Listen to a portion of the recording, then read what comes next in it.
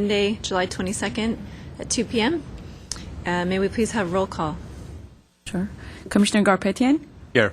Commissioner Morgan? Here. Madam Chair Shire? Here. Commissioner Vartanian? Here. And Commissioner Vidor? Here. Thank you. All present. Thank you. The second item on the agenda is that the posting of the agenda was done on Wednesday, on or before Wednesday, July 17th, on the bulletin board outside of City Hall. Item number 3, approval of the meeting minutes, and this was the meeting from May 22nd, 2013. 29th? May 29th? Oh, May 29th? Thank you. Agenda is incorrect there. Were there any comments on the meeting minutes? Madam Chair, since this is my first first meeting and I wasn't here, I'm going to abstain from voting. No problem. Thank you. No comments. No comments? No comment. Okay. No. And with that, let's take a roll call for approval of the minutes. Sure. Commissioner Morgan? Yes. Commissioner Vartanian? Yes. Commissioner Vidor? Yes. Madam Chair Shire? Yes. Thank you. Minutes to be approved, 4-0. Thanks. Okay, the next agenda item is number 4, oral communications. We don't have any today that are non-related to the agenda topics, so we'll skip that part. Moving on to number 5, comments from commissioners. Are there any? Arlene? Yes. I have one comment. We didn't have a meeting last month, so I guess it would be a month less timely, but I wanted to comment on a letter that I read in the news press called "Why is the City Destroying Links to Its Past?" Which was signed by about 12 individuals.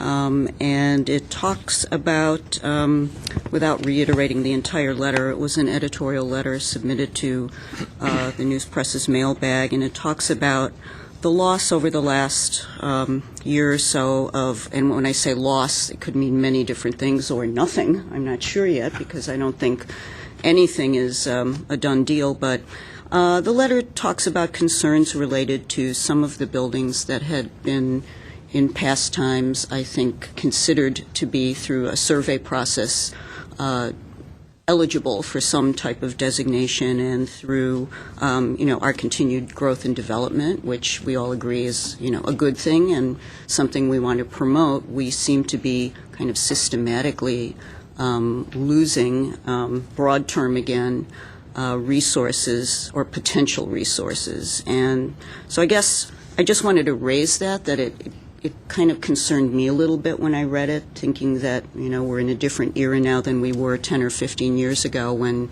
there was just mass destruction of everything. We have so many more great systems in place. We have a lot of concerns. The whole community is engaged in historic preservation, unlike it was 10, 15 years ago, and the Historical Society is expressing some concern about what appears to be, systematic reversals, maybe. So, I guess I just posed the question, how are we keeping track of these things? What are the processes by which previously surveyed properties that are potentially designatable might change status?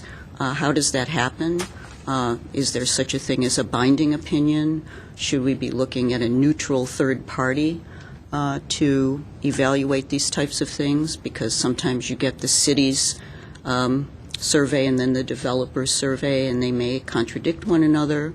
So I'm just expressing a concern that we might be going in a direction and might want to refocus our attention on how these decisions are being made. That's all. Okay. Thank you for that. Is it something we want to agendize? If this is something the Commission wants to discuss in more detail, we could agendize it because it's a big topic. Yes. The short answer is that we follow the provisions of the California Environmental Quality Act on these projects, and that is the tool that's designed for properties that have been surveyed but not formally designated, in order to give them the full assessment of what the possible alternatives are for development of the site and how the city's going to proceed. Our job is really to guide things through a process. We can't say that just because something's on a survey that it's saved or that we can protect it, but we can say that that forces us to move into another step, which forces the potential developer or the owner to to move forward in that step, which is further analysis under CEQA, which is happening with many of the projects that you're probably thinking about from that article. Thank you. And maybe that is the answer, but maybe we could agendize it for some future date and elaborate a little bit on maybe focusing on the properties that were mentioned and how the decisions were made, or What we could do is also evaluated. just, we've given the commission kind of CEQA presentations in the past. We can give you an update on just what the process is, so you kind of have a full understanding. And then if you, but until something comes to you for designation, though, these are all undesignated properties that we have to treat the same way we treat other properties. I think a secret presentation would be good for Okay. the commission and the public. Thank you. I'd agree. I concur. Thank you. Other comments? Oh, Oh, go sorry. ahead. Go ahead. That's all right. Go ahead. Why don't you go ahead? Well, okay. She has pictures. She'll have a slideshow. Yeah. And Okay. then Right. I wanted to take this opportunity and thank the City Council for appointing me to this position, trusting me with this position. I also had a very positive meeting with Glendale Historical Society last week. It was very informative. I met Mr. Greg Grammer, the president, as well as Vic Mardian and Brian Howard. We talked about different issues and concerns, and I shared with them what my views or concerns are. One was the Citywide Survey. I don't know where it is right now, and I wanted to have a discussion about it in upcoming meetings. I think it's an important thing to do. We talked about the budget and how much is it going to cost. We can have some funds raised and go to the council and say, hey, this is our good faith.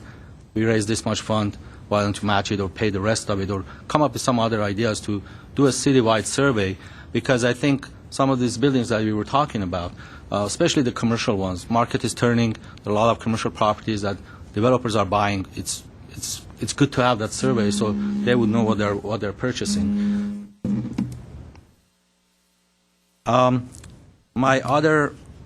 The other topic we talked about was Rockhaven.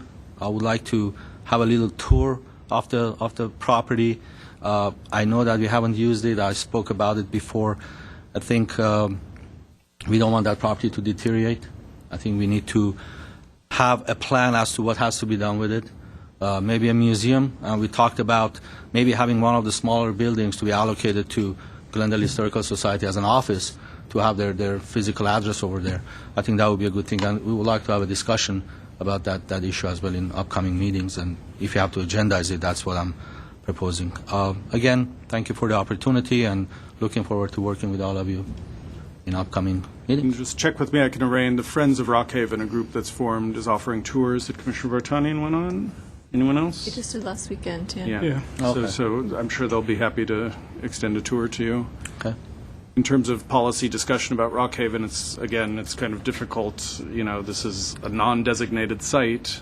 The city recognizes that it's a historic site, and, I'm not sure what the commission discussion would lead to, but we can certainly open it up a little bit.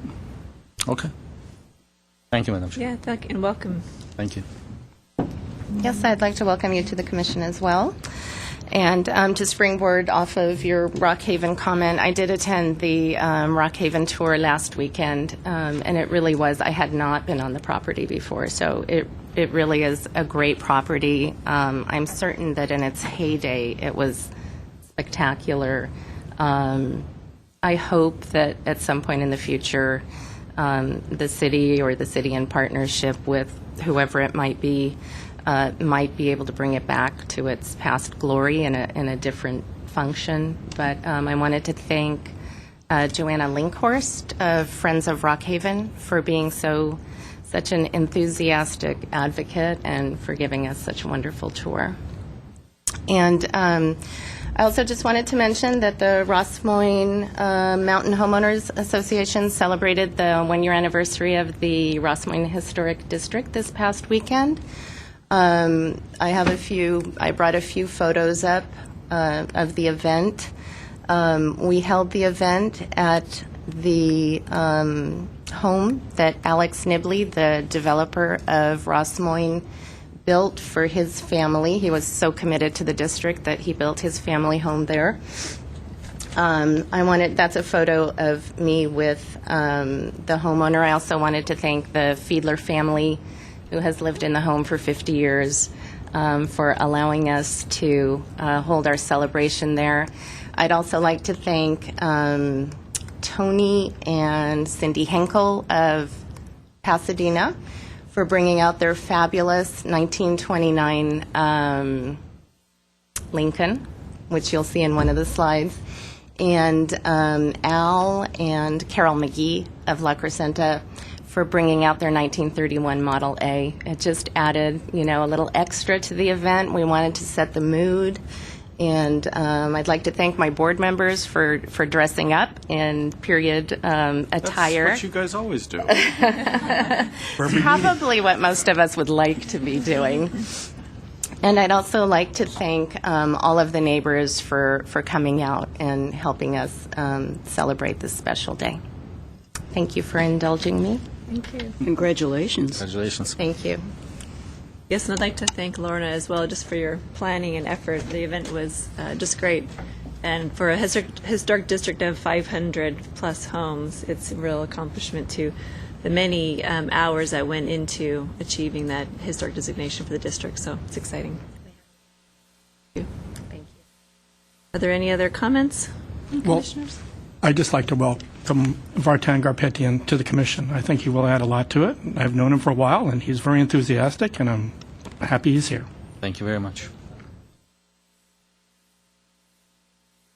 I just have one comment. It's really a question, Jay. We were handed something about the Glendale post office. Yeah, Were which you we'll gonna cover that give you. later? We'll put it as late breaking news, so we'll go over it at the update at the end. Okay, under 8E. Okay. Yeah, we didn't have a chance to agendize Post it, but office? it's Okay, okay to thank do. you. Okay, with that, we'll move to 6A, Old Business. And this is a review of the revised window design for the Masonic Temple rehabilitation project at 245 South Brand Boulevard. Okay, I know everyone knows the Masonic Temple, and everyone on the commission, as well as many people in Glendale, must be happy that this building is finally going through a rehabilitation that's going to bring it back to life and make it a real asset to Brand Boulevard, we hope. It's being converted to office use.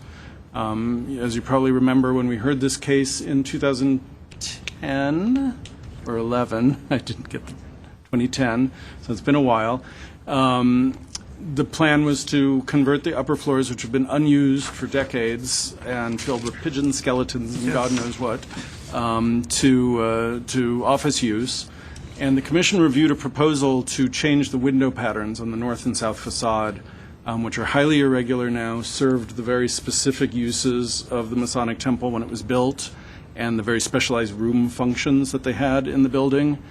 And the goal was to kind of regularize the window pattern in some areas, maintain the historic pattern in others, and then add some window openings at the upper floor, which was the, and I think you all, most of you were on the tour. I'm not sure. Lorna probably wasn't, and Vartan obviously not.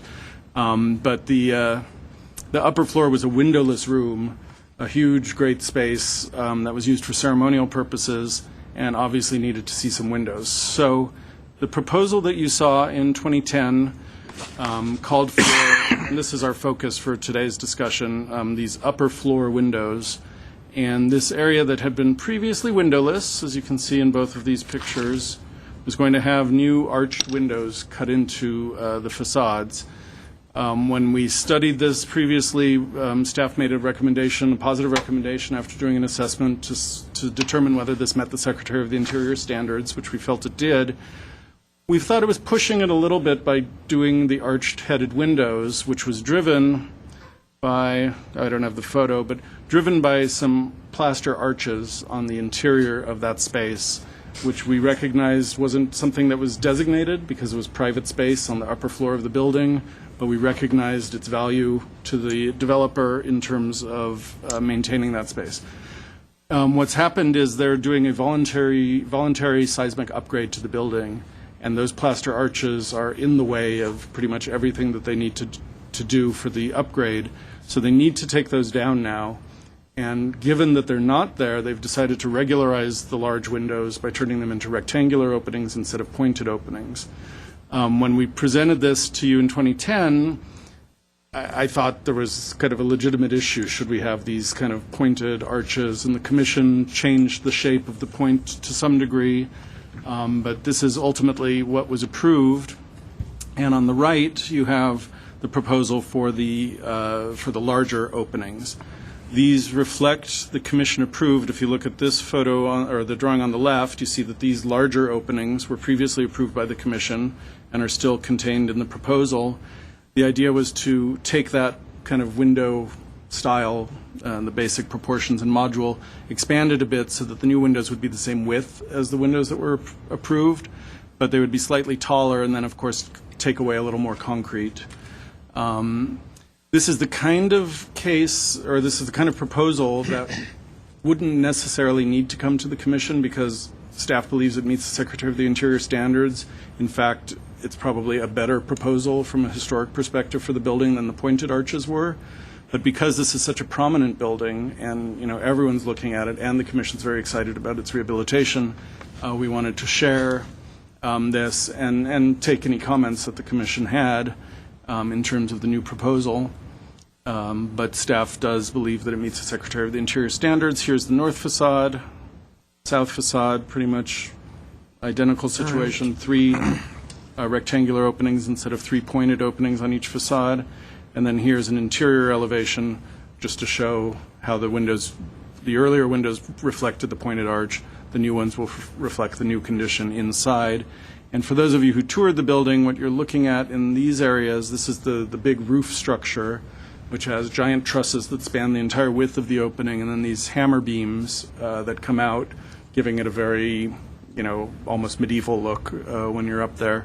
All of that will be retained, and then new pilasters will come down the walls to mark the locations where the trusses meet the wall. So just wanted to introduce that and open it up for your discussion. Thank you. Any discussion on the topic? Comments? Go ahead. Go ahead. I mean, I, not having been here, don't know the length or the breadth of the discussion, but obviously it appears that there's really no option at this point in time due to the seismic rehabilitation. But bottom line is I don't have any objections. I don't know if anyone has any other thoughts. I couldn't remember what the intended use was, that big area, if it's going to be subdivided into offices or if it's going to retain its current character. Just curious. Dennis and James DiPietro are here if you have specific questions, and it would probably be best for them to answer those. If you want to open the public hearing. We'll open the public hearing. Would it be okay to just... Thank you very much, Commissioners. To answer your question, the intent on all the large spaces are to keep them intact. That was the reason for choosing specifically an office use or what could be some minor assembly uses, so that it would preserve those spaces and not divide them up into smaller areas. There might be the possibility of creating smaller spaces within the bigger space, but in the context of the bigger space. Does that answer your question?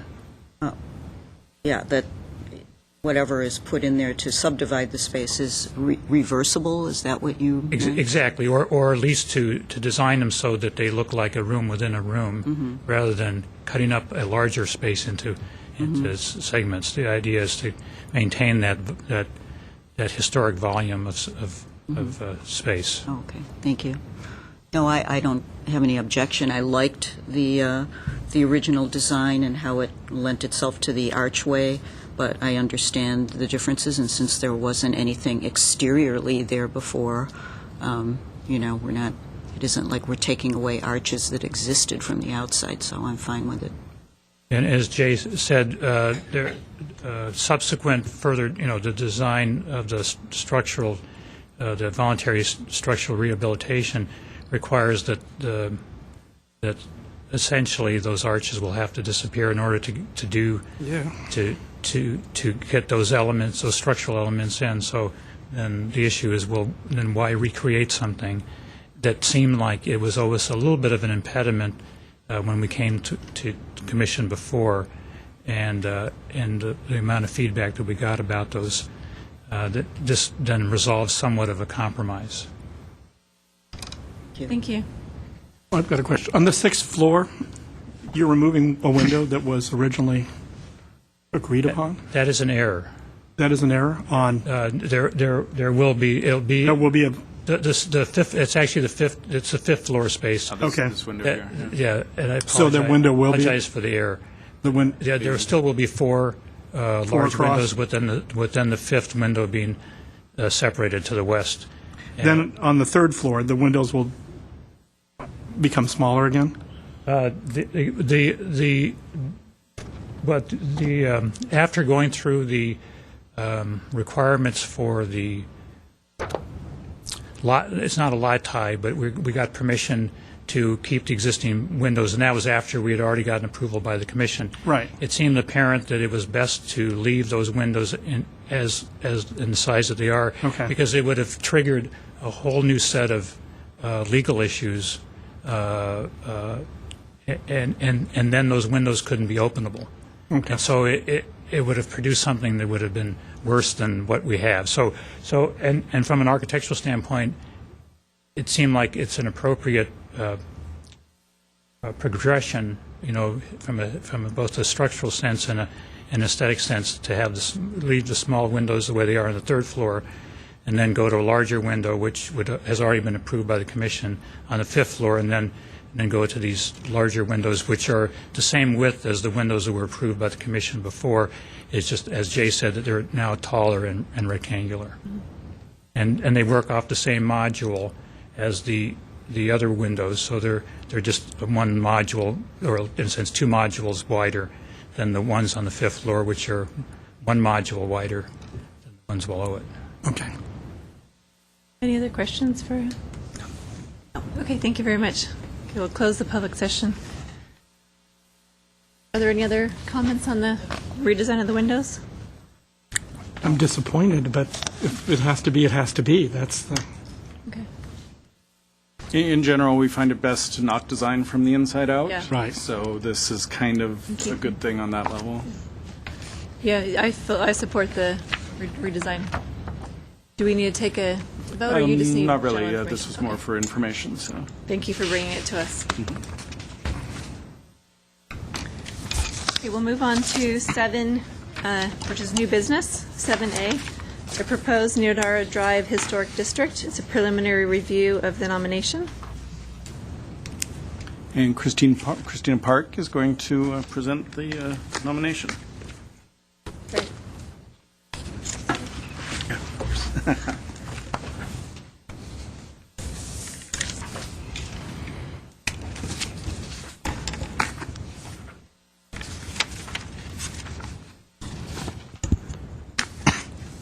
Good afternoon, members of the Commission.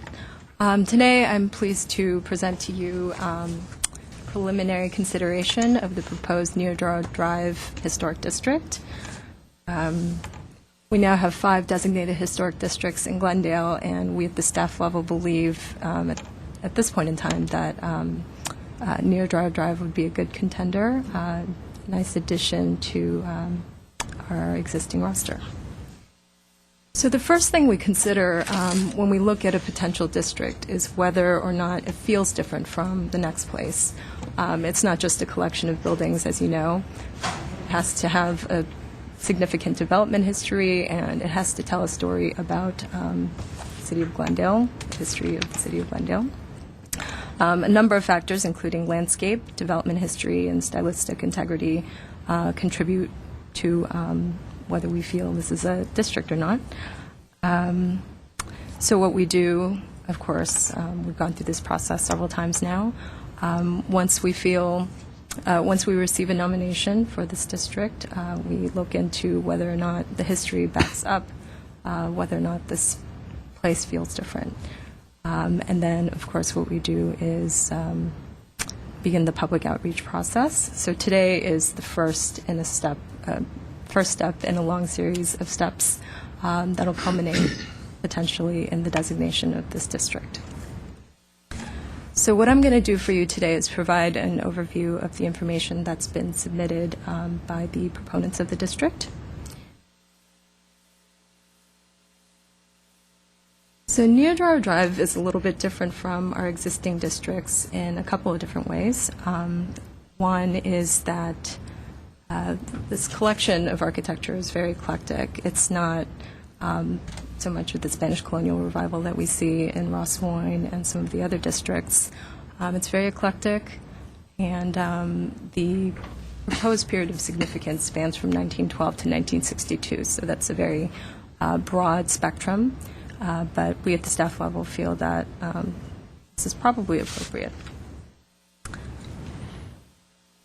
So this is some early advertisements for Verdugo Woodlands. The land was first subdivided in 1909 by the Verdugo Canyon Land Company. The president of the company, John Pirtle, his name is mentioned in all of the advertisements, and he's really the guy who's linked to the early development of this area. So Verdugo Canyon had long been a popular spot for picnickers in Glendale. So ever since the 1890s, this is a place where people came to relax and enjoy this kind of rural, wooded environment. So when the land was initially subdivided, I think they had a couple of false starts because of the issues with the electric rail coming to Glendale. But in 1910, that finally happened, and so sort of set the stage for this development in the next couple decades. It's said that the godfather of Golden Gate Park, John McLaren, was involved with the landscape design of this Verdugo Woodlands area. He made it so that the lots would really kind of follow the natural contours of the land, which is what you see when you go up there. It's not too linear. It's very, kind of winding. Neodraro Drive, of course, is kind of this curved street. So he produced this very expensive brochure that showed sort of this rural feel. Again, it was, if you read the copy, it talks about the English countryside, Switzerland, hacienda. It just kind of throws in everything. So basically, this Verdugo Canyons area was whatever you wanted it to be. But the one thing that we're sure of is that John Pirtle and these early developers were really aiming at a high-class clientele. So the houses were nice, and the lots were very large. They're called villa-style lots, and so these aren't just like little parcels here.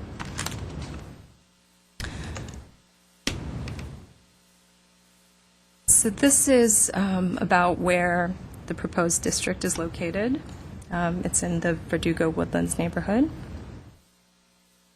This is a proposed boundary for the district. As you can see, it's 32 properties that just line Neodraro Drive. It's bound by Wabasso Way to the north and Colina to the south. And this is an early tract map, so the proposed district is only a small part of the original subdivision. It's called the Fernbrook Place Tract. Again, some early advertisements that show just how beautiful this area was. These bridges and the live oaks and sycamores really just contribute to the feel of this place.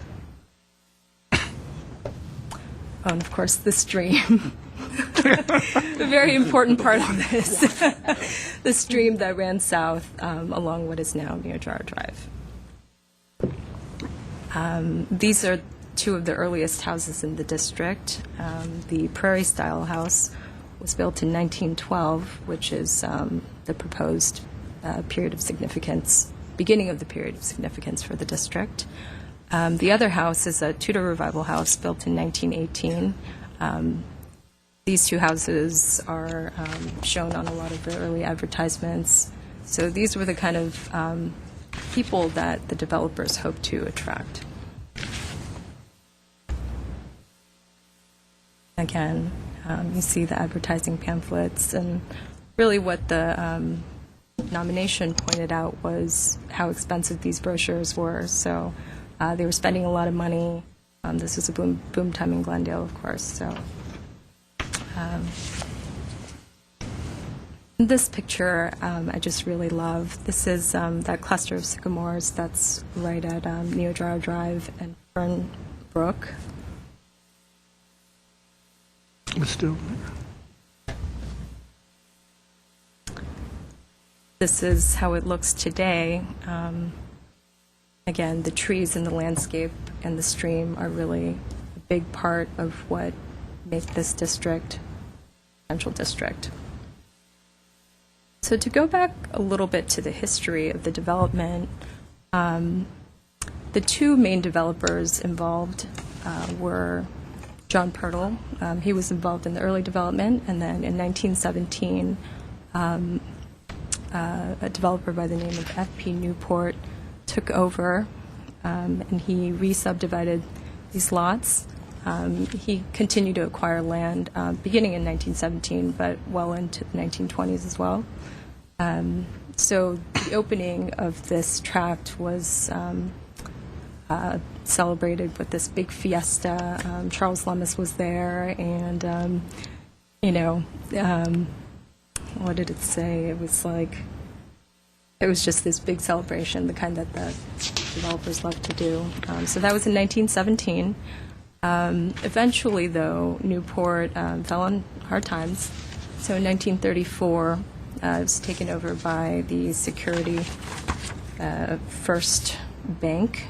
And then at that point, music company Kohler and Chase took over this land, and they continued to subdivide it. And a lot of the smaller lots that you see the ranch houses in the district built on,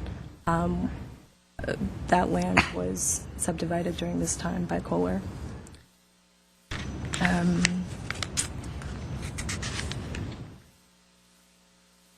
So these are some images.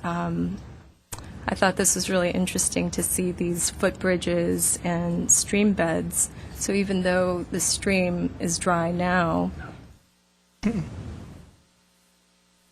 off and on. it's been dry off and on. It's currently running. It went dry in 1986.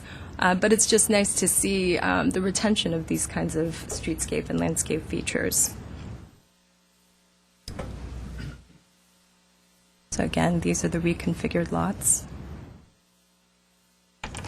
And some of the styles that are represented in the district, this is that Prairie four-square style house that was built in 1912. This is the first house in the district. And you also see Tudor Revival houses. This is a popular style within the proposed district. Interestingly enough, there's only one Spanish colonial revival style house in this neighborhood or in this proposed district, which is unusual, as you know, because this is such a popular style in these early 1920s developments in Glendale. This is the one French eclectic style house in the district. Of course, there's a couple minimal traditional. But the predominant style is ranch, which tells the story of the post-war development in this area. And there's a variety of ranch-style houses, a variety of subtypes. There's the California classic ranch house, a modern-style ranch, and also sort of this East Asian-influenced ranch style that was also popular during this time. And of course, we have the Rodriguez House, which is designed by Rudolf Schindler, who's one of the most important architects ever. And so, really, this is just kind of like a cherry on top of the icing, I think, for this district. It's just great that there's such an eclectic collection of styles represented here, and just the natural landscape features make this just a unique place. Like driving through there for the first time, it's like, oh, there really is something different about this. This is not like anything I've ever seen.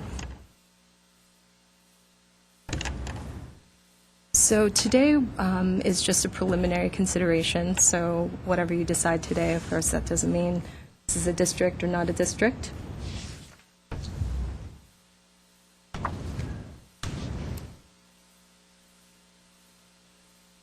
Okay. Only one of the 9 criteria need to be met, but this. Sorry, do you want to? Okay. Okay. So I'm going to talk a little bit about the criteria. At this point, we can't make a final determination. Of course, we need to do a historic resource survey for that, and so again, this is just very preliminary. Criterion A. From the information that we've received, it appears to meet this criterion, exemplifies or reflects special elements of the city's cultural, social, economic, political, aesthetic, engineering, architectural, and natural history. Criterion B, we think further research is required. We thought maybe some of those early developers might be significant within the development history of the region, but not sure yet. So I think the Historic Resource Survey will tell. Criterion C is whether or not the houses embody distinctive characteristics of a style, type, or method of construction. This, we believe, it appears to meet. Criterion D, again, going back to the developers and the early builders, so far we don't have any evidence to suggest that these people were notable necessarily, but further research again. Criterion E is about the unique location or view or vista, and of course, like we talked about, the landscape here and the views here are very important to the look and feel. So we believe that it appears to meet this criterion. Criterion F embodies a collection of elements of architectural design, detail, materials, or craftsmanship that represent a significant structural or architectural achievement or innovation. Again, this, we weren't able to make a determination on that. Yeah, that one we left open that way, just in case the water feature and the maneuvering and channelizing of the existing historic stream kind of reflected any significant achievement. I'm guessing it's not going to, but we left it open, and that'll come out in the resource survey. Criterion G is whether or not the proposed district reflects significant geographical patterns, including those associated with different eras of settlement and growth, transportation modes, or distinctive examples or park or community planning. The Verdugo Park was an important element within this district. That was one of the early selling points, and so I thought it appears to meet that criterion. Criterion H is whether or not the district conveys a sense of historic and architectural cohesiveness through its design, settings, materials, workmanship, or association. This is kind of a big one, and we feel appears to meet it. Criterion I is not met. It's not a designated historic district at the national level or the state level at this point. So, that's it. Thank you for the presentation. Thank you. And I'd just like to remind the commission what your responsibility is today on this first step. It's been a little while, and we have one new commissioner who hasn't been through this before. But when a nomination comes in after staff reviews it, and if we think the nomination's complete and gives us enough information to make the assessments Christina just said with regard to the period of significance and the boundary and the meeting the criteria, the commission discusses this and ultimately votes on whether you think the nomination suggests that the district, as proposed with the information that you've read in the nomination, meets enough of the criteria to move it forward in the process. That doesn't mean that the nomination is the last word in historic research, of course. There's going to be another step where we actually hire a consultant who's going to build on the excellent research that was provided. This is really one of our better nominations that's come through. But there's always room to find something else and to frame things in whatever way is necessary. What we also are excited about, because of this district's unique character in terms of its landscape and the water feature and the trees, if the commission is inclined to move this forward and then we move into the petition phase and get enough signatures on the petition, the Historic Resource Survey is going to be sent, or the RFP, request for proposals for the survey, is going to be sent to firms specifically that are qualified to give us information back about the landscape and about these features that are different from anything we've seen in our previous historic districts or even many of the just historic assessments we have for other parts of the city. So this hopefully will provide us with new information ultimately that could be used for other historic research in the future.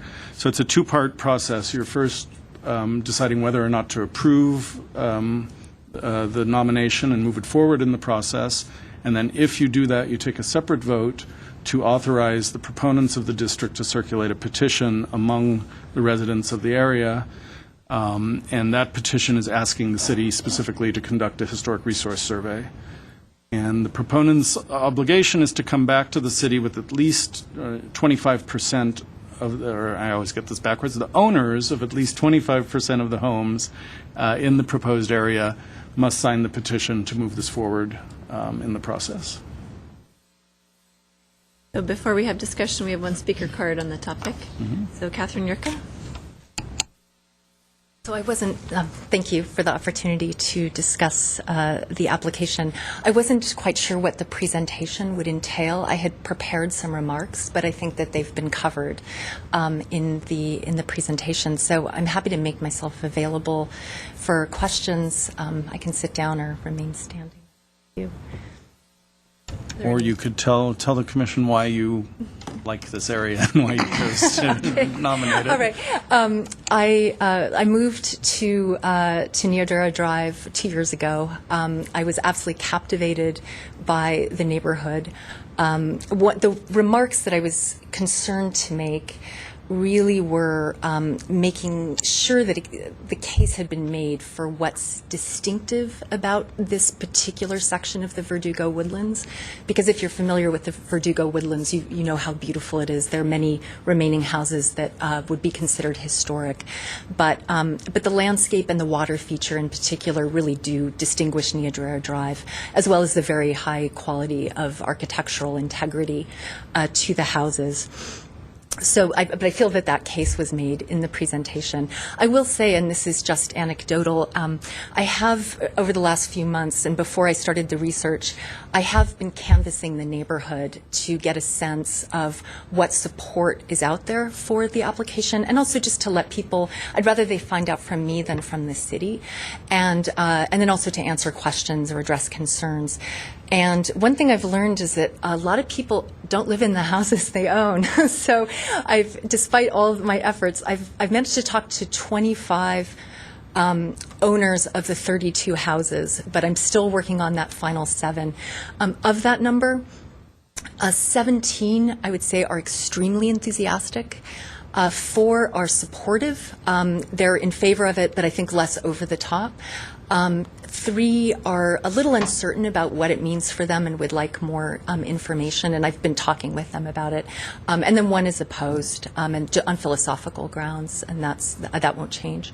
And also, I should introduce my neighbors. I was invited to bring some residents who are supportive. Marjorie Schuler has lived. Her husband's grandparents built that French Revival house in 1939. At some point, her grandmother built a house across the street, a 1-story ranch house that she lives in now. So this is a family association with the neighborhood that stretches 70 years. And David Keene lives in a ranch style that you also saw pictured, a ranch house with Japanese influences. Both of them are supporters of the application. My co-applicants were just not able to come to the meeting.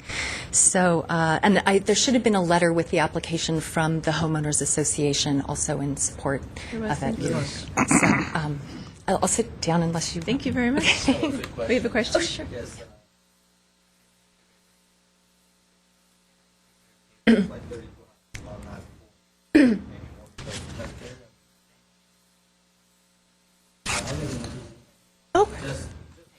Oh, your microphone. Start over a little bit. Yeah, I'll You start over. start over. More or Okay, less, sorry yeah. about that. Paraphrase. I wanted to know what made you determine the number of houses. How did you determine that? And also, because I live in the area, I'm just outside that 500-foot radius. I live on Camulus. So the entire area is pretty much really nice, and the landscaping and the trees and the stream. How did you determine the number of houses? That is a really good question. The very tricky thing to my mind about proposing a historic district is being able to justify the boundaries of it. Because it's not enough to say, there's a great collection of historic houses, and I want to sort of draw a line around them and make that a district. Initially, I was looking at a larger district that would have included the adobe as part of it, because that's such an obvious focal point for the history of the neighborhood. And I'm not an architectural historian, and I'm not a landscape historian.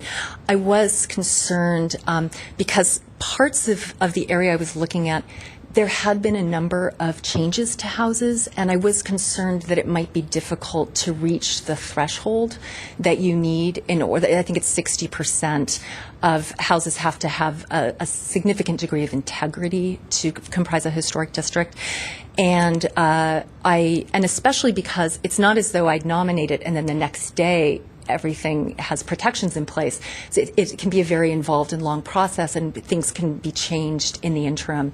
So it wasn't as though I decided I want 32 houses. It was more that I looked at what was a reasonable boundary. And for me, the stream, which ran along both sides of Niadrera, continues to run on one side, was really the obvious boundary to me. The only eccentricity, I think, of the boundary is that it actually, it runs along Niadrera and wraps one house over on Wabasso Way. And that's because that Prairie Foursquare house that you saw, the one that was the most central house to the advertising, originally that was a giant lot that abutted Niadrera Drive. And so the house that's there, which continues to feature the stream elements, even though the stream is gone, the lot was divided, a house was built there, but it still really is a part of the same landscape. So I included that house. It might have been 31. I think it makes sense for it to be 32, especially since that house is so central to the promotion. Right. Of, and it does the same thing on Colina, because I was there this morning, I was driving around to look at the neighborhood, and I couldn't find 1961, is that the number on Colina Drive? So I went to my map, and based on the numbers, 1619 Colina. I couldn't find it. It's on a corner. The house number was not very visible, so I pulled up my map and find out which house. It does the same thing. It wraps around Colina on one house. That house is actually on the corner. Right. So unlike the one on Wabasso, which once was on the corner and isn't anymore, the house on Colina is on the corner. It's just elevated because it's just the contours of the land. It's just there's a hill there and the house is up on the hill. But it is, you're right, it is more visible from Colina than it is from Niadrera, although it is visible. Very good. Thank you. Sure. Any other questions? He answered it. I had two properties I wished were in it, but... Okay, I'm just curious. 1643 Wabasso Yeah. and 2101 Verdugo. Verdugo. Yeah, the Verdugo house right on the corner there. Oh, do you mean Kenyatta? Kenyatta? Kenyatta, excuse me, Kenyatta. Sorry. Yeah. I've agonized about the question of boundaries, and it's part of the process, and so. You did good. Okay, thanks. Okay, thank you very much. Just one thing I forgot to mention, talking about the petition comes out as a kind of, it itself is a two-step process where we hold a community meeting where all owners and occupants, not just within the proposed district with the 32 properties, but a 500-foot radius around the district, are notified that we're having a community meeting saying that this district's been proposed, and this is the opportunity for people to come, and we meet and make a similar presentation, and we take input and questions, and then we return that to the commission so that when the petitions come back, the commission will also hear what kinds of comments were coming out of the community, pro, con, whatever, and gives you an opportunity to hear. Maybe there are some people who want to be in the district, and then it's part, to some degree, the commission's ultimate decision what the boundary is going to be. Boundaries by ordinance are flexible up until you approve the historic resource survey. Once that's approved, that boundary's set, and we move forward with that boundary. But staff, in our analysis of the boundary, thinks the stream is such a compelling feature that truly distinguishes this area that even if it breaks your heart to you kind of not have something, the stream is really what sets it apart from the rest of the beautiful Verdugo woodlands. So. Okay, is there a discussion on this topic? I'll make a few comments. Well, thank you very much. Really wonderful work, and you know how difficult it is to put an application together, and it's really a professional-looking application. And so I noticed there are 2 Catherines and a cat. So, to all the cats that were involved, congratulations to you, and thank you for reflecting on the rationale for the district and also some of your community outreach too. It's always good to hear what the community is feeling at the outset, and we appreciate that. And congratulations to all of you. In any case, I made a few notes on it. I think the very broad range of styles that we see, and the fact that there's only one Spanish colonial, which in and of itself is kind of unique, really is what makes it an interesting and unique district, and that's a great thing. And it certainly is different looking than any other district designated or under consideration thus far. Obviously, the stream feature, the area's small degree of separation away from the Verdugos and the Great Partition, I think makes it significant. And, of course, the high density of trees and just the look of the landscape and the little bridges. I think, you all mentioned it, and that certainly elevates it to an area that deserves consideration. And, of course, you're calling it Neo-Dorado Drive, and so the intent was to capture that unique street there. And I think it certainly is one neighborhood that should be preserved for all the reasons stated. So I support the intention to move forward. And thank you again. Thank you. Others? I will just concur with Commissioner Vidor's comments. I thank you for a great staff report, Christina. Again, it really is a unique, we're going to say it over and over again. It's really a unique area in Glendale. I think somebody who lived there in the early periods who came back today could probably walk through and pretty much, find their way around, which might not be the case in other districts, in fact. So I wholeheartedly support, we're going to take a vote on 2 different items here, but you moving forward with circulating the petition. I appreciate how much effort it is. It is a process, especially getting neighbors on board. So keep going back, and yeah, thank you to all the applicants and the neighbors for putting this together. Okay. Yeah, I agree and I concur. I appreciate your enthusiasm and your passion, because when you were explaining how do you determine the boundaries, I could feel it that you really care and you care about the area, and this is a great move for Verdugo Woodlands. As I said, I lived there for 14 years, and most of my neighbors been there for over 35, 40 years on my street, and I think it's a great area. It's a great move, and I wholeheartedly support the project as well. Well, I concur with my fellow commissioners, and I'd also like to thank Mrs. Yurka, Float, and Polk for nominating this area of Glendale and the Verdugo Woodlands for historic district status. This area of Glendale is historically near Verdugo Park, and Verdugo Park, as you know, was a destination point for picnickers from the 1890s and still is, when the Los Angeles Terminal Railway ran steam trains to its terminus, which always blows my mind to know that there were steam trains right there at Verdugo Park. I went down all the criteria, and I came up with you meeting 6 of the criteria rather than 5, but the one I just wanted to say was criteria B, which was historic. John Pirtle, along with Andrew Glassell, owned Verdugo Park in the 1900s and were responsible for bringing the trolley line to the park July 4th, 1910. One of these accomplishments made it possible for Glendale to annex the Verdugo Canyon in 1912, thus allowing Glendale to tap a rich water source and continue its growth. And F.P. Newport would own large tracts of land in the canyon, especially around where Glorietta Park is today. The land with water rights was especially important to Glendale's continued growth, so I think you will make on criteria B also, and I wholeheartedly support your nomination. Thank you. Well, thanks again for your dedication and hours of effort putting into this.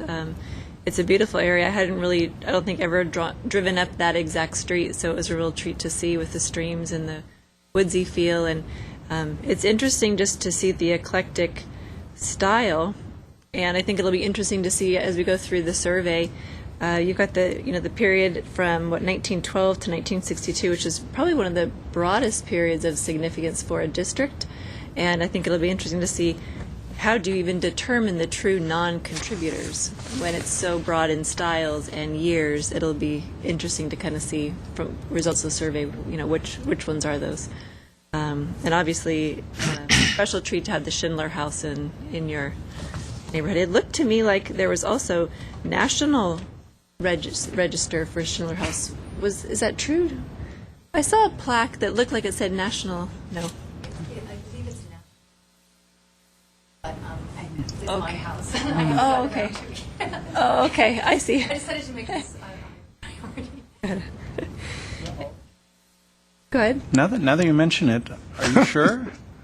It's not? I heard Okay. that in the previous owner. Okay, I'll go through my list. Well, I'll because drive by the plaque again, and because there shouldn't be, Okay. As we talked to Mike. it could be the Glendale Register plaque. It's definitely on the Glendale Register. National at the bottom of it, and I just briefly noticed it as I drove by, so I'll look again. But Yeah, I just don't curious. think so, but now my brain Okay. is going. Okay, well, you probably know if you live there. But anyway, yeah, I fully support this moving forward. So should we take a vote on this or do it together, this and the petition? Since it seems you're all inclined, Yeah. the reason we separate them is if there was dissent, and, Okay. and Make we might not one get the vote motion. to support it, but if you want to make a single motion, that would be great. So we need a motion to approve it moving forward and for them to pass the And to petition. circulate the petition. petition. So. Do I have a motion? I'll give it a shot. Okay.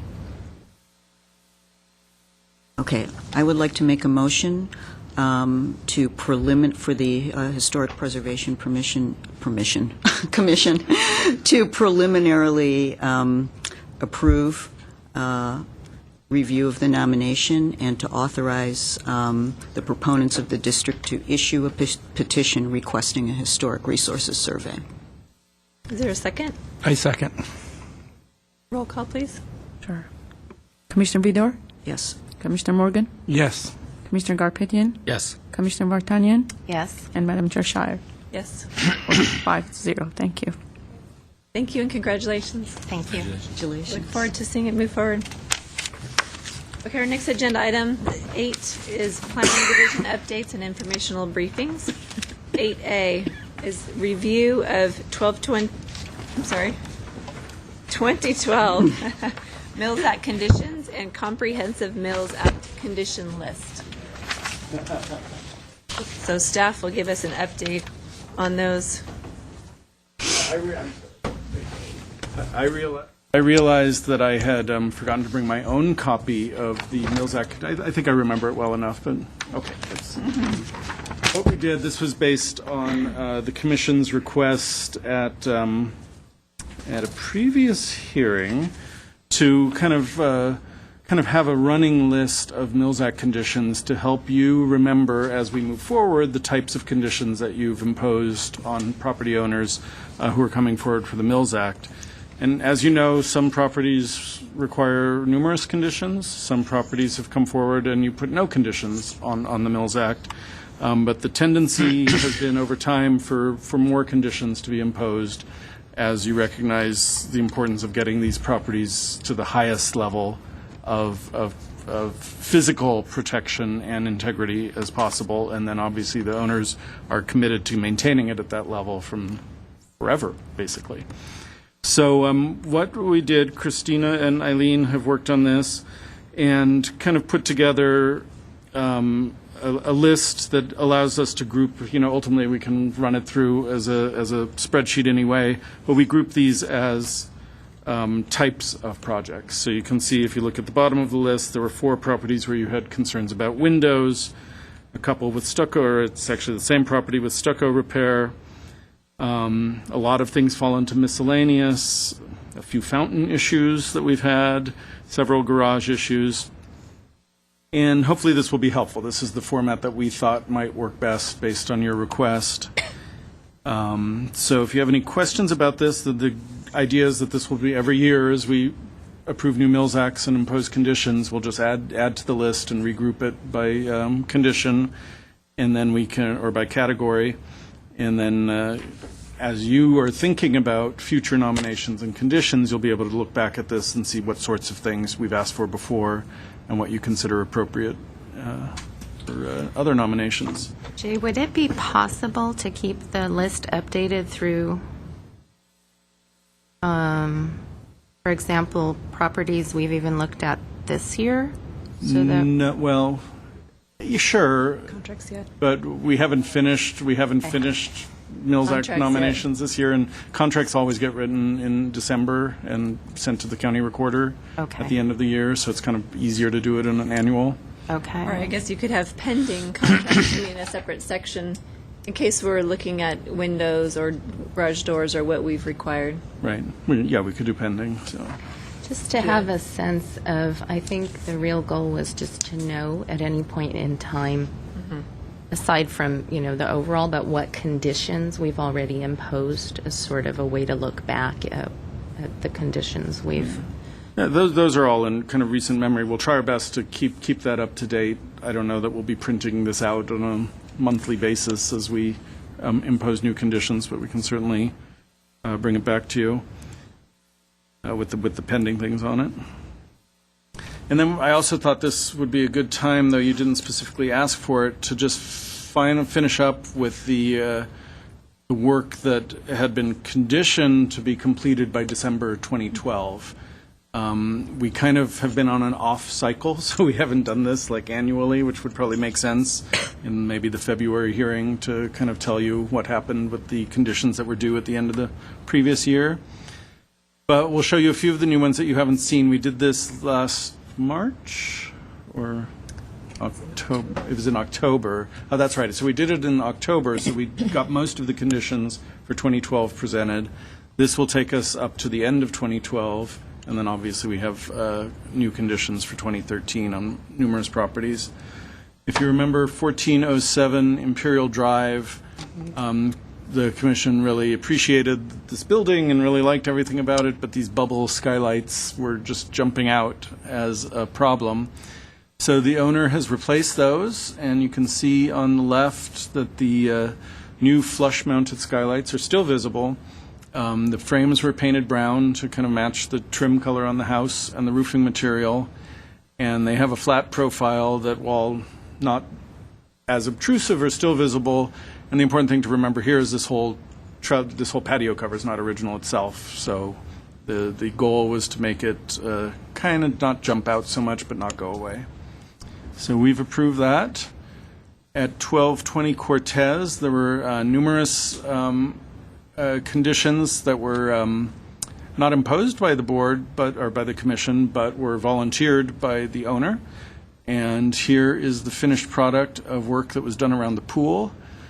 And I think it's great that this kind of raised lip around the pool, which is an interesting feature and really signifies an older pool type, was retained, but appropriate to the tile you see in the upper left photo isn't original. And the idea of the raised border, but more appropriate coping tiles is there.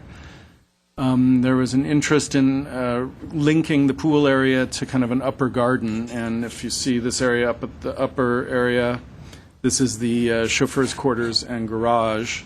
And previously, last year, a new garage door was put on this building that met the Commission's requirements and was approved. In this case, the existing flagstone retaining walls were kept in place, but a stairway was cut through with appropriate materials, and is a fairly seamless transition from the previous condition to the current condition. The flagstone tile around the pool, which we were never sure if that was an original feature or not, was replaced with a material that we know is appropriate to the style and period of the house, which is this on the right. You see the terracotta pavers. And then this is the upper garden area, and when the applicant went through building and safety, they found out, oh, you have a pool, we need to, fence this off and meet all of our codes, which wasn't anticipated. We didn't put a picture in here, but if you remember, this house has really remarkable ironwork. So the owners took the motifs from the existing ironwork and created a new fence here that fits in very nicely with the overall look, and then provides the required building and safety issues are met. Whoops, and then finally, I believe last time we did this, the fountain had been restored, but the landscaping hadn't put in here, so we just included this photo to show you how nice this area is looking. In many cases, applicants will come to us after we impose the conditions and ask if they can get an extension on some or all of the conditions in some cases. And this is the case with this house, and there's some work at the pool house that remains to be done that we've granted an extension, and in part that's because of the obvious good faith effort to kind of move this project forward phase by phase and take care of the Commission's conditions. This is another property with where we've granted an extension. This is 1455 Royal Boulevard. And we didn't include a photo of the existing garage. This is the McCall's house, which is the French Revival on Royal Boulevard. And during I think it was in the 60s, a remodel, the pointed roof on the garage was removed, and it has a flat roof. And the owners volunteered to bring back the pointed roof. And we've been working with them. They're due to have this completed. We gave them an extension through the end, or I think through June of this year, and then they asked for another one, and I think we've granted it through December. The intention is to do this before the rains begin, and I'll be checking in with them, obviously, to make sure. But a project of this scale and cost, we certainly recognize that if we believe the owners are making good faith efforts, we're certainly open to giving extensions. Have you have any questions about any of those? Or?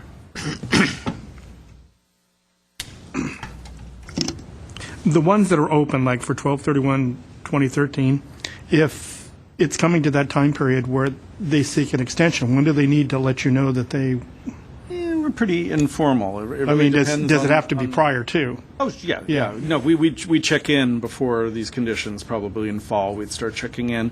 I've met with the owners of 403 South Central, which you probably see peppered around this list, because they had a number of conditions, and then when we went to the council even added a condition that the commission hadn't added.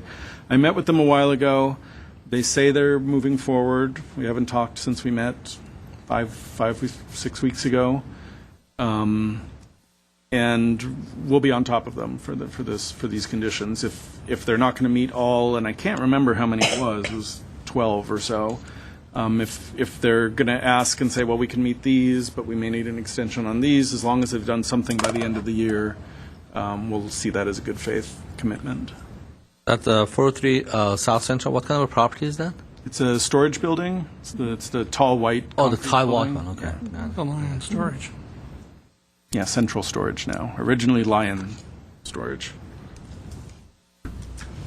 This is really helpful. I think as we get towards the end of the year, maybe in October-ish, we could sort by due date, and then we can just Yeah, take that's. a I look think we at- did that last year. Yeah, that was so. really helpful to see who needs to do what in the next 3 months. And, Right.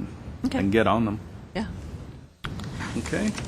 And then Jay, I'm sorry, I just had a quick question. Could you remind me what the process is for the properties that are designated in terms of review over time to ensure that they're being kept up to sort of expectations? Oh, any designated property? Right. Or Mills Act property? I think a Mills Act property. Yeah, so when an owner applies to do work that requires a permit, we have holds on all the properties, and at as early a stage in the process as possible, if they come to me, we'll know immediately, okay, this is historic, it's designated, you have a contract, we're going to move forward. Some people send their contractor to the Permit Services Center, and we don't know anything's coming until the day the guy's there. And because we have the holds, that stops the process. No permits can be issued. Staff will get in touch with the Urban Design Studio, and we will then move to see if it's something we can approve or not. So that's the most common way. Everyone under the Mills Act contract is required to let us know of any work that they're doing, and there's a fair amount of things that people do that don't require a permit in Glendale. And on that, we have to, assume the best of human nature, and if something bad happens, we have to wait for someone in the neighborhood to kind of let us know that something's going on. Okay, sorry, and thank you for that. Maybe I didn't articulate my question as well as I wanted to. So over time, is it just sort of neighborhood, noticing or alerting that a home may not be being kept up in general to the standards that would be expected? In other words, there might be some deterioration that it hasn't been, dealt with. Yeah, I think the question relates to those new conditions we put on for City Council's approval to every 5 years do termite reports and vision Right, we had some, was it So 5 when did years? Yeah, which hasn't gone through City Council yet, so we're still we're waiting. hoping that will go Okay. through. Yeah, so that will create more of a mechanism Yeah, I thought- when the owners have to give us the photographic update. The state changed the law so that all municipalities that have the Mills Act program are required to be on a 5-year cycle. And what we're proposing to do, we were ahead of the curve because we were talking about photo documentation, where other cities were like, oh my God, what are we going to do? We don't have staff to send out people to inspect. So I think a lot of cities are moving toward kind of owner responsibility for photo documentation. And we'll get that codified. It's been kind of a back burner, to be honest, for a while. And we'll make sure that goes to council. And if it gets approved, then we'll have that mechanism in place. Otherwise, it's what I described, and also we have neighborhood services responding to neighborhood complaints. So if someone doesn't even know to call the studio and talk to me as the preservation person, they'll still talk to someone in neighborhood services who will research the property, find out it's historic, and then we'll... But yeah, the overall enforcement often relies on people in the community. So. Okay, that's fine, thank you. I had forgotten that the 5-year element hadn't gone through yet, Yeah. so.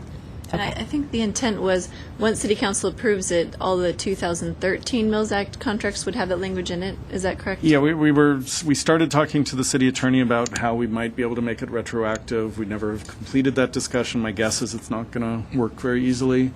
So hopefully if we can get this through this year, which we should be able to, then it would apply to contracts this year and not before, unless there's a way we can look back, we could also offer it as a voluntary program to existing contracts. Thank you. Okay, with that, we'll move on to 8B. This is an update on the unpermitted demolition of driveway arch at Edmondson. Edmondson? And update's not the right word because it's what's written, what I wrote, but you don't know anything about it. But basically, we did have an unpermitted demolition on a historic property. Luckily, it wasn't the building itself, but was a small arch next to the driveway. So this is Edmondson, which was brought in for Glendale Register nomination by the current owners, and they did not seek the Mills Act. So we don't have the Mills Act on this property, but we still have the provisions of register designation. Here's a Google photo, a little blurry, of the former arch over the driveway. And here's the driveway without the arch. So what we are doing is working with the owner. They've received a violation from Neighborhood Services for work done without permit. I've talked to the owner. He intends at this point to rebuild the arch. He has talked about how this arch had some issues in terms of its width and height for trucks and certain people to come through. We'll discuss that further. In general, our policy would be to allow, if this arch needed to be 6 inches higher than it is and isn't going to really change its overall form or proportions or relationship to the building, we would allow for some deviation from the historic size. But the goal would be to get this rebuilt very closely to what's there. In our preliminary discussion, he was asking, does he need to put this wedge-shaped buttress at the back?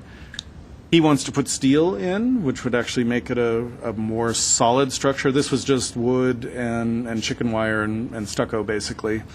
So whatever we can do to make this a stronger structure, I think would be a good thing. And this little detail is the kind of thing we might let go of because it's not really a part of the character of the arch, which is more defined by the roof and the little bell and the niche for the bell and the overall shape and proportions. But that's all preliminary. We don't know where that's going to go. He may decide to keep the buttress on the back. So I can keep you posted on this as we move forward, but this is a fairly recent event, so we know. A quick question. The right post, is this on the property line?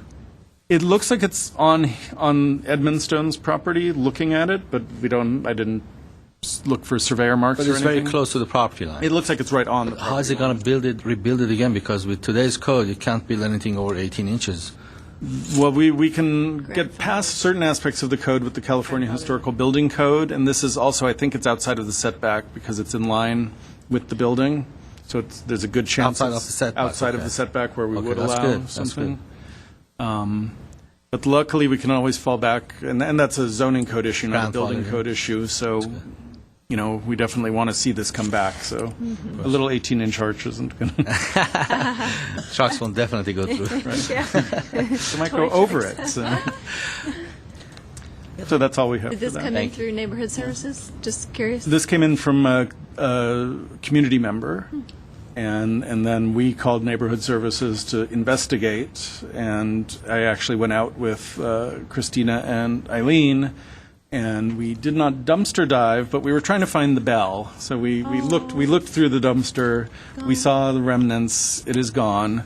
I actually thought this doesn't even look like a bell to me, but I was told it was. It looked more like a light fixture that you might even put a bulb in.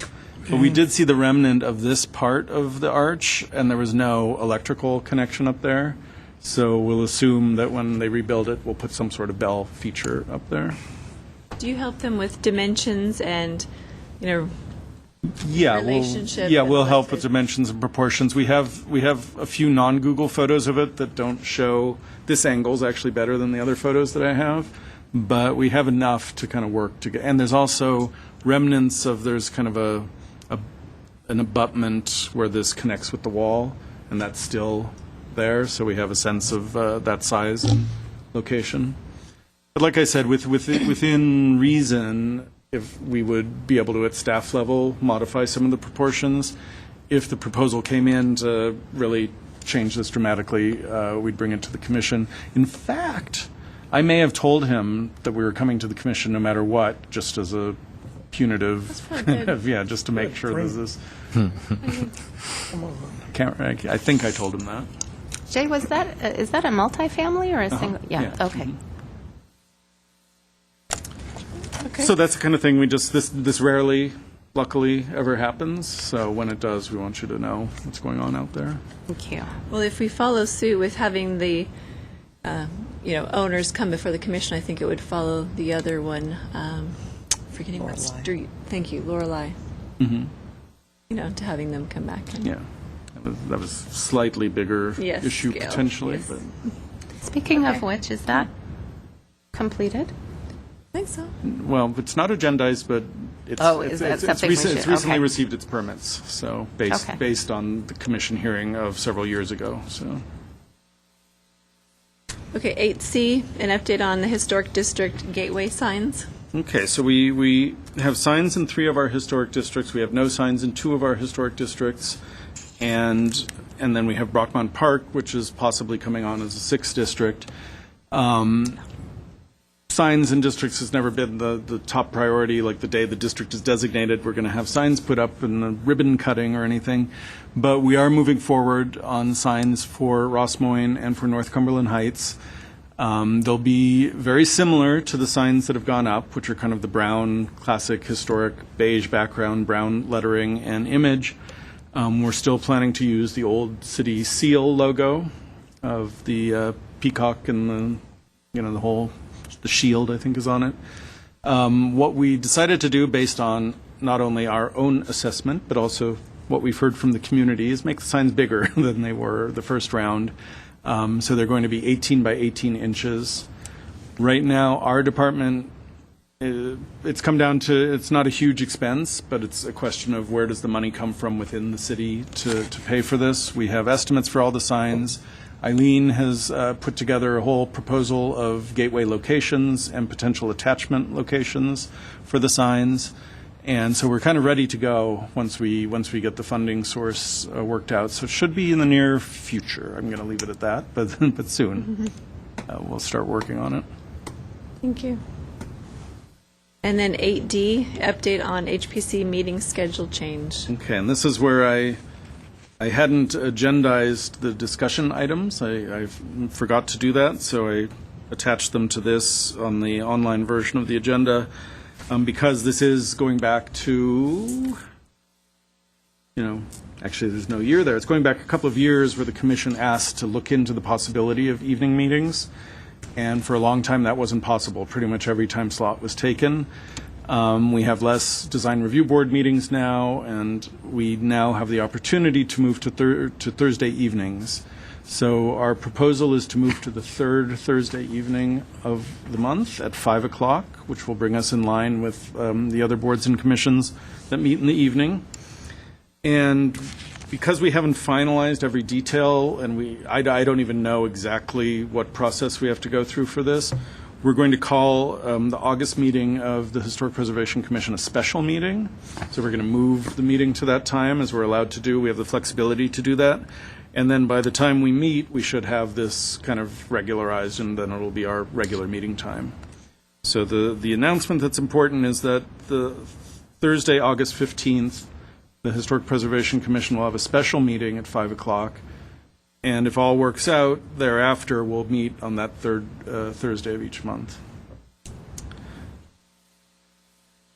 And then finally, we have an item that's not on the agenda that we just heard about, in my case, today, and I think no one heard about this before Friday.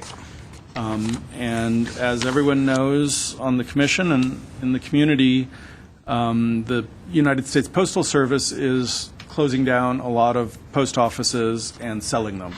It's kind of a fire sale to bring money in to help with their budget dilemmas. We knew that the Glendale Post Office was on the list. We knew that they were interested in doing Glendale sooner than later. And we knew that the first step of this process was that there would be a public meeting where they hear from people. And I'm not sure. I haven't been to one, so I'm not sure exactly what will happen. But what we want to do is encourage anyone who is concerned about the closure of the Glendale Post Office, whether it's because you're concerned about losing a location to use the post office, or if you're concerned about what might happen to the historic property if it's sold, I would encourage members of the commission, members of the public to come to this meeting. It's going to be held this coming Thursday,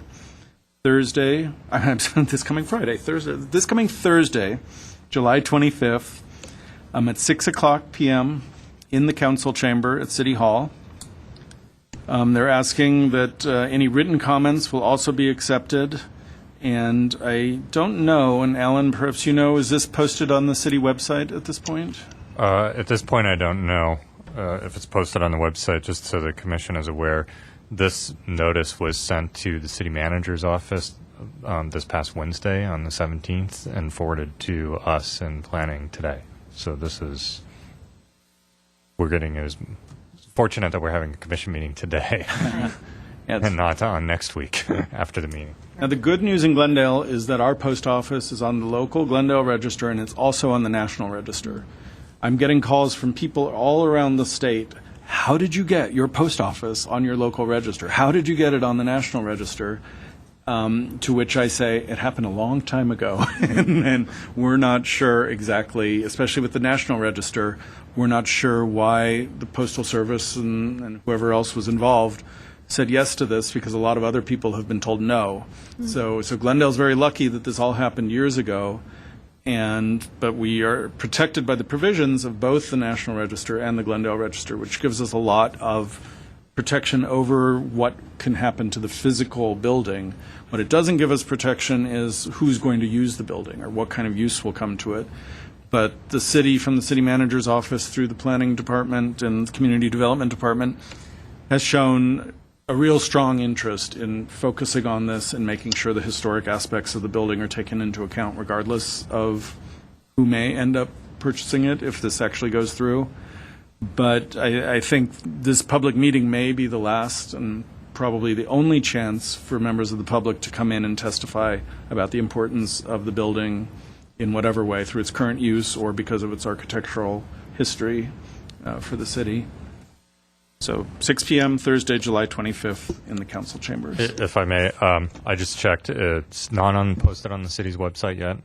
Under sort of you're going to the city's website, there's usually a spot for kind of headlines and news.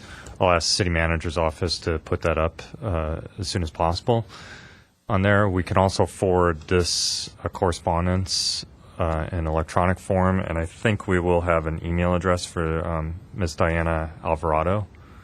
People want to email her directly before the meeting, since written mail sent through the U.S. Postal Office probably won't make it in time. So we can forward that information onto the commission, so you could forward that onto your own contacts. And we will also be pushing this information out via email to the Historic Society and to the homeowners associations. We'll probably be broadcasting the meeting on our Twitter account and all forms of media that we have available to us. How would news press? We'll make sure that the news press is aware of it as well. That's obvious. They may have already received it, actually, but we'll make sure that they did. So the commission will have purview over any changes that are proposed for the building, not necessarily over change of use, though. And the important thing to remember is that, preservation is kind of based on the idea that old buildings can find new uses, and we try to find appropriate new uses for them that are going to work with the building instead of against it.